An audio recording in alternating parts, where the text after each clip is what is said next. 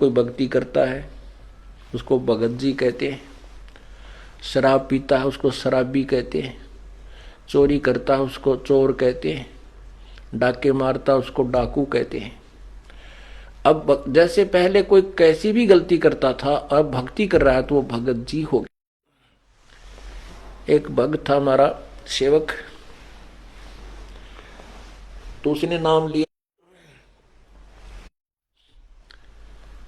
और वो हमारी रिश्तेदारी में भी पड़ा है, तो वो उसने नाम ले लिया। तो उसका भाई जो है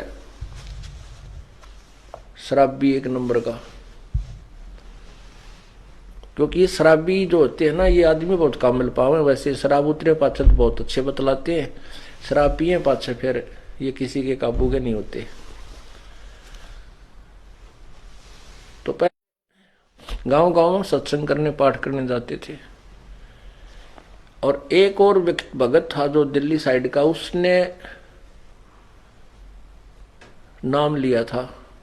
तो उसको ये बताया गया था कि आप वहां आ जाना, वहां 3 दिन सत्संग करेंगे हम गांव में। उनका एड्रेस बता दिया। तो उसमें जो जिसका हमने पाठ करना था उसका भाई का पाठ था, शराबी का। तो भाई के न कम जाने थे, उसने ज्यादा जाने थे। वो ड्राइवर था रोडवेज का, वो हमारी रिश्तेदारी में पड़ा है, उसका भीम नाम। तो हमने साथ में एड्रेस ये लिख रखा था कि कृष्ण ने ना जाने तो भीम ड्राइवर पूछ लियो। बोला ठीक है। तो उसने आके पूछा, बोला भाई सत्संग है वहां जाना हमने,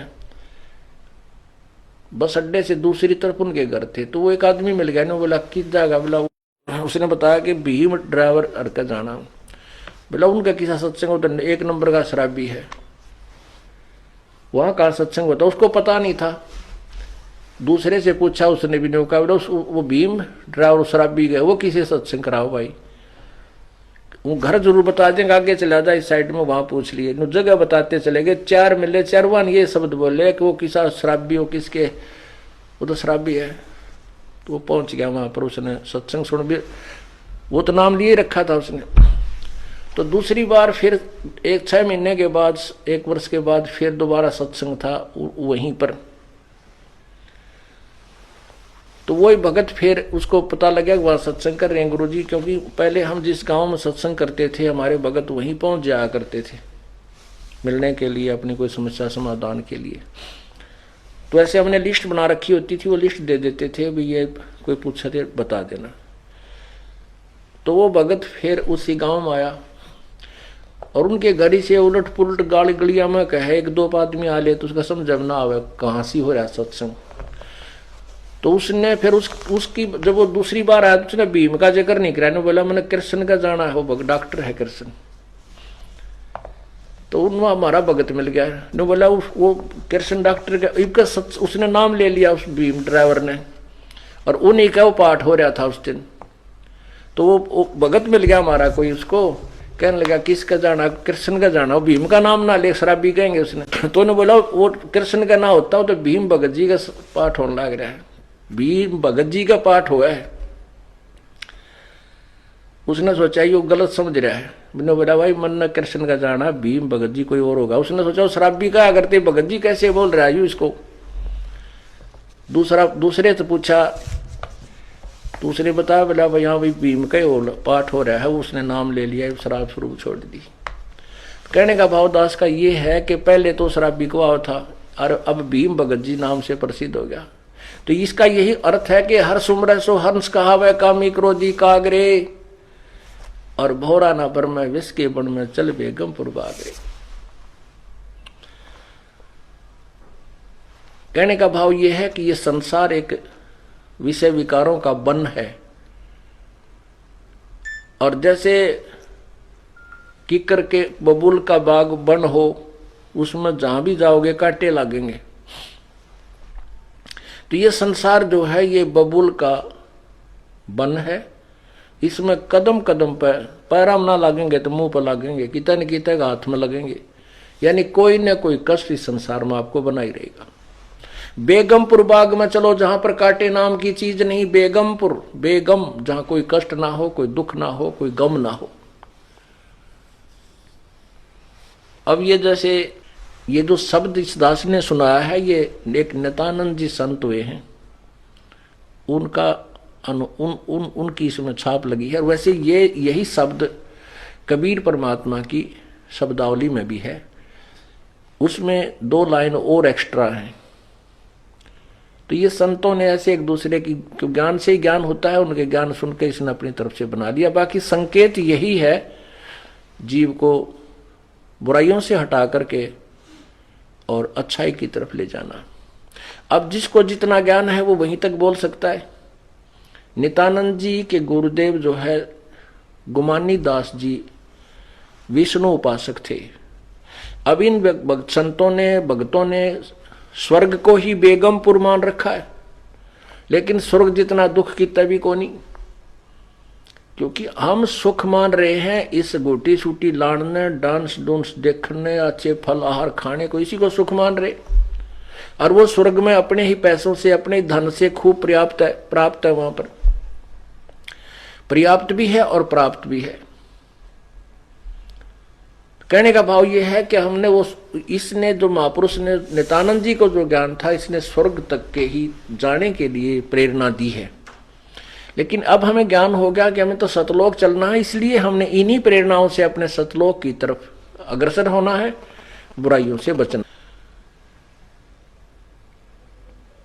कहते हैं भौरा ना भर में इस विष के बन में, विषय विकारों का जो जहर रूपी बन है, इसमें मत चल बेगमपुर बाग रे, सतलोक को चल। कबीर साहब के शब्द में, इसी शब्द में, जो कि तो पूरी पंक्तियां ये तो है ही, लेकिन लास्ट वाली नहीं, उसमें क्या है कि मान ले तू जाग भी गया, ये जागना नहीं है कि सुबह उठा रोका भर के पीन लग गया, गुड़ गुड़ करने लग गया। कहते उठ सवेरे भरात्मा खू के जाग्या निर्भाग रे, राम सुमरा ना कोई सुख शुक्रम की ना फूटे तेरे भाग रे। अब सुता उठते हो कब्र का बैठ गया, पता के जाग गया तू, इस तरह चपड़ा रहे तो ठीक सही, एक पाप और शुरू कर दिया। उक्के में कितना पाप है। 100 नारी जारी करे सुरापान 100 बार, एक चलम हुक्का भरे वो डूबे काली धार। एक हुक्का का मीन तम्बाकू से है। तम्बाकू चाहे सिगरेट में पीओ, चाहे बीड़ी में, चाहे हुक्के में, चाहे सूंघ लो या खावे, सारा ही दोष है। एक भक्त दुकान कर रखी थी एक ने, और वो एक भक्त जो है सिगरेट पीता जा, बूढ़ा आदमी, नाम लिया था उसने, 1 से 1 वर्ष हो गया था। और दूसरे भगत का लड़का बोला ताऊ तू सिगरेट पीवे, गुरुजी ने मना कर रखा, भाई तेरा तो नाम टूट गया। ने बोला ना बेटा, नो के नाम टूटा है। बोला गुरुजी ने ओका पीन तो मना कर रखा, सिगरेट थोड़े नटे थे। तो जिसने बकवाद करनी है, जिसने मर्यादा नहीं निभानी है, वो अपने कोई सिस्टम तैयार रखे। तो लड़के ने बल्कि उसको कहा ताऊ तुमने नाश कर लिया अपनी भक्ति का, तम्बाकू तो है ही, चाहे सिगरेट में पी ले, जहर न चाहे गिलास में पी ले, चाहे किसी कटोरी में गाली के पी ले, तो जहर है। तो क्या बताते हैं, कहते हैं पर द्वारा स्त्री का खुल है, 70 जन्म अंधा हो डोले, सुरापान मदमासा हारी, गमन करें भोगे पर नारी, वो 70 जन्म कटेंगे शीशम, साक्षी साहिब है जगदीशम। जैसे किसी पर स्त्री गमन करने वाले को कितना दोष होता है, कहते हैं 70 जन्म अंधा हो डोले। फिर सुरापान मदमासा हारी, दारू पीवे, मांस आहार करे और पर स्त्री गमन करे, उसके साथ क्या होगा, सुरापान मदमासा हारी, गमन करे भोग पर नारी, 70 जन्म कटेंगे शीशम, साक्षी साहिब है जगदीशम। कहते हैं उसके 70 जन्म तक बुरी तरह दुर्गति से मृत्यु होगी, कभी मुर्गा बनेगा, कभी बकरा बनकर उसके शीश कटेंगे, यानी दुर्गति से बहुत बुरा हाल होगा। अब उन सबको मिलाकर 100 नारी जारी करे, ओए होए, और 100 एक, फिर कहते हैं मजरा पीवे कड़वा पानी, और 70 जन्म कुत्ते के जानी। ओए होए, शराब पीने वाले के 70 जन्म कुत्ते के होंगे कंटिन्यूस। आगे गधे वाली नंबर जब बाद में होगा, पहले कंटिन्यूस 70 जन्म कुत्ते के होंगे। और कुत्ते का जन्म तो एक कब तीरा। अब तो दारू पी का बकवाद करें, और फिर कुत्ता गंदे नाले का पानी पीता है। तो कहने का भाव ये बता रहे हैं परमात्मा के 100 नारी जारी करे, एक पर स्त्री गमन का कितना पाप है। 70 जन्म अंधा हो डोला है, और 70 जन्म कटे शीशम। और कहते ऐसे ऐसे 100 कुक्रम कर ले, 100 पाप। 100 नारी जारी करे सुरापान 100 बार। एक बार शराब पीने तक कितनी हानि बताई। मदरा पीवे कड़वा पानी, 70 जन्म कुत्ते के जाने। 100 नारी जारी करे सुरापान 100 बार, और एक चिलम हुक्का भरे वो डूबे काली धार। उनसे भी अधिक कितना पाप है। कहते एक हुक्का भर के देने वाले को, पीने वाले का तो बेड़ा गर्क होएगा, जो भर के दे उसमें सहयोग देता है उसको भी इतने पाप लगेंगे। वो भी डूबे काली धार अर्थात घोर नरक में डाला जाएगा।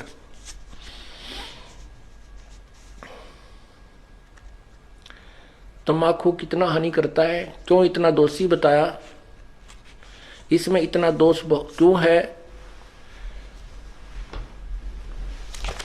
एक हुक्का पीने वाला या सिगरेट पीने वाला, बीड़ी पीने वाला हुक्का पीवे, धुआं छोड़े, वो धुआं सारे घर में घूमे। वो नवजात बालक छोटे छोटे वह सो रहे हैं, उनमें भी धुआं, श्वास से उसकी बदबू जावे धुएं की। यानी पूरे परिवार के नाक में दम रखे और फिर वातावरण दूषित करे। ओके की धुआं का जब छोड़ते हैं उसमें ना जाने कितने इस वायुमंडल में छोटे छोटे जीवाणु होते हैं, वो अंधे होकर नीचे गिरते हैं धुएं के इस इफेक्ट तक, और पैरों तला करके मरते हैं। वो एक घूंट मारने से उसको कितनी जीव हिंसा कर दी, यानी कितना धुएं से कितना हानि कर दी। वो पाप उस तंबाकू प्रयोग करने वाले के बैड अकाउंट में जाते हैं। और फिर हमारे परमात्मा ने ये मनुष्य शरीर दिया है परमात्मा पाने के लिए। इसमें ये ईड़ा, ये पिंगला, ईड़ा और पिंगला ये 2 नाड़ी बताई जाती हैं अंदर शरीर में।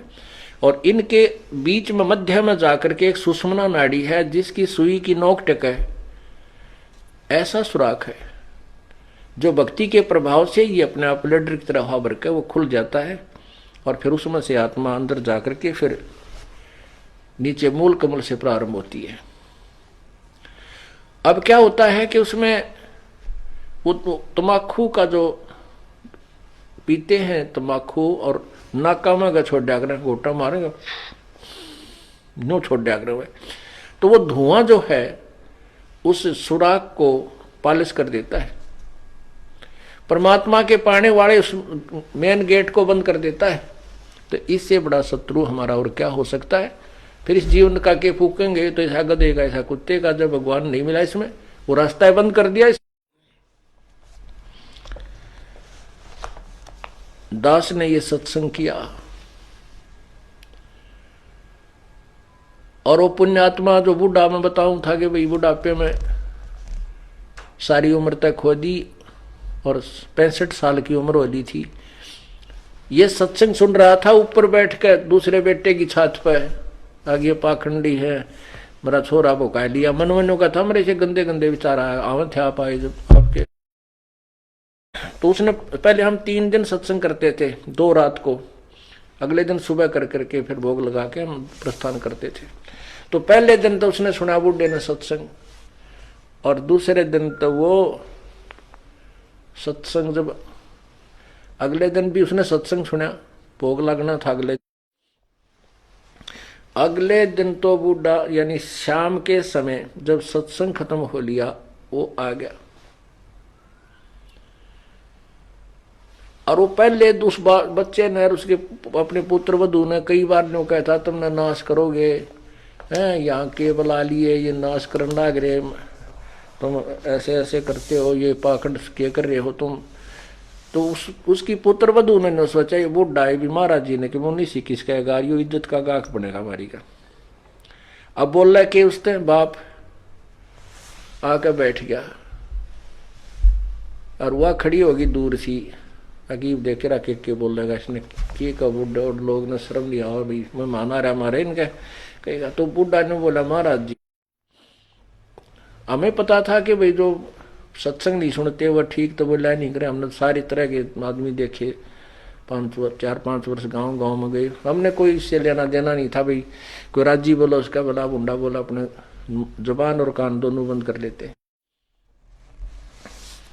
मैं कह लेगा मानने का थोड़ी बहुत बतावाएंगे भाई, नहीं मानने का तो इसकी मौज है।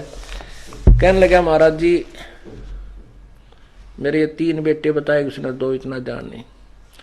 ने बोला हमारे पास 2 किले थे, आज मैंने 8 किले 9 किले और मोल लिए अपने जीवन में, और पशु से भी बदतर धंधा किया हमने। और आज जो आपका ज्ञान सुना ये बातें मैंने कभी सुनने को नहीं मिली ना। मैं कि तो जाया करता, मैं 3 सत्संग करने वाला न पाखंडी समझा करता था। आपका ज्ञान सुना मैंने वहां ऊपर बैठ करके। अब मेरा केरा होगा न्यो कह कर बूढ़ा रोन लग गया, जिस तरह बालक रोया करे न्यो पड़ के। मैं बोला की बात होगी, क्यों नहीं, क्या बात होगी, मैंने समझाया। फिर तो दिल सा उसका डट लिया, जब लग गया बताने। कहने लगे ये बात तो मैंने जिंदगी में कभी सुनी है को नहीं, जो आज आपने, मेरा तो कर्जा पाटन हो रहा, नींद नहीं आई रात को मुझे। मैंने तो इतने हुक्के पी रखे हैं कि हुक्का सीला नहीं होने दिया करता मैं।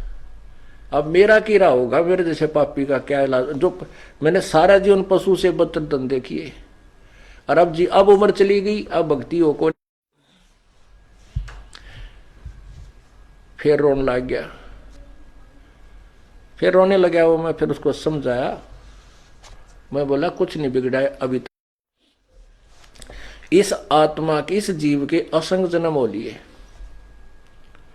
और यदि अब भक्ति नहीं शुरुआत करी तो आगे भी ये झंझट सदाई बना रहेगा। आप अब शुरू कर दो इस उम्र में, कोई फर्क नहीं पड़ेगा। ने बोला ईब के होगी दिन के बरा कह दिन का मैं मान हूं, मैं कितने वर्ष का, अब तो मुश्किल है, नो नाड मारे। फिर उसको समझाया कि ध्यान से सुनो आप, जैसे कुएं में बाल्टी पड़ दी हो, डोल है, बाल्टी होती है जिसका रस्सा बांध कर पानी बाहर खींचते हैं, और वह बाल्टी कुएं में चल पड़ी और उसका जो रस्सा लटकता हुआ आ रहा है। यदि हाथ पैर मार कर दौड़ धूप कर उस रस्से को लास्ट बीट, उसकी जो लास्ट एंड बीट है ना पूछड़ी, वह नेजू की उस रस्से की, बाल्टी के बंधे हुए रस्से की पूछड़ी ठहगी, यानी एंड भी मिल गया, 4 उंगल का रह रहा, वो भी हाथ में आ गया तो कुछ भी ना गया, वह बाल्टी भी आ और पानी भी मिला। अब जावत ये कि जब हाथ पा नहीं मारेंगे तो गई, वो तो जा ही रही है। पहले लंबे लंबे रस्से हुआ करते, गहरे पानी होते थे कुओं में, और कम से कम 50, 60, 100 फुट तक की लंबी रस्सी होती थी, तो उसको जाने में भी समय लगता था। तो अगर उसकी पूछड़ी भी ठहगी ना नेजू की उस रस्से की, तो कुछ भी कौन गया, और नहीं हाथ पा मारेगा तो गई, फिर तो कुछ भी हाथ नहीं लगेगा। यह बात उस बुढ़े के कसूती जच गई। मैंने उसको समझाया कि आप नाम शुरू करो, मोक्ष नहीं होगा तो मनुष्य शरीर आपको गारंटीड मिलेगा। वैसे तो मोक्ष इसी में हो जाएगा, कोई बड़ी बात नहीं है। आप सत भक्ति करो, सच्चे मन तक लगो और पूरी मर्यादा निभाओ, मुक्ति में कोई बात है। एक सांस के सीमेंट की इतनी कीमत है, सब कुछ आपके पास होगा, तो उसका बात समझ में आएगी। परमात्मा कहते हैं जीवन तो थोड़ा ही भला जो सत्य सुमन हो, और लाख वर्ष का जीवन को लेखा दे ना को। थोड़ा जीवन बतेरा जो सच्चा सुमन हो, सच्चा मार्ग हो, सच्ची श्रद्धा से आप करो, डर के करो, भर मर्यादा में रहते हुए करो, तो कोई मोक्ष में कोई ज्यादा वो नहीं है। तो वो कहने लगा जी ना तो मैं दान कर सकता, ना मैं धर्म कर सकता। मैं बोला ये तेरे बेटे तेरे तो पहला नाम पाएगी। जब वह बुढ़िया वह माई आ गई वहां बैठ गई, ने बोली अपने ससुर के लिए एक पाठ तो मैं कराऊंगी। मैं बोला देख हो गया तेरे दान शुरू, परमात्मा पर लगो रास्ते आप खोल देगा। कोई दिक्कत, आप सुमन करो, आपने जो सुमन से बढ़ा तो कुछ भी नहीं है, बाप के हाथ में कुछ नहीं है, मान लिया।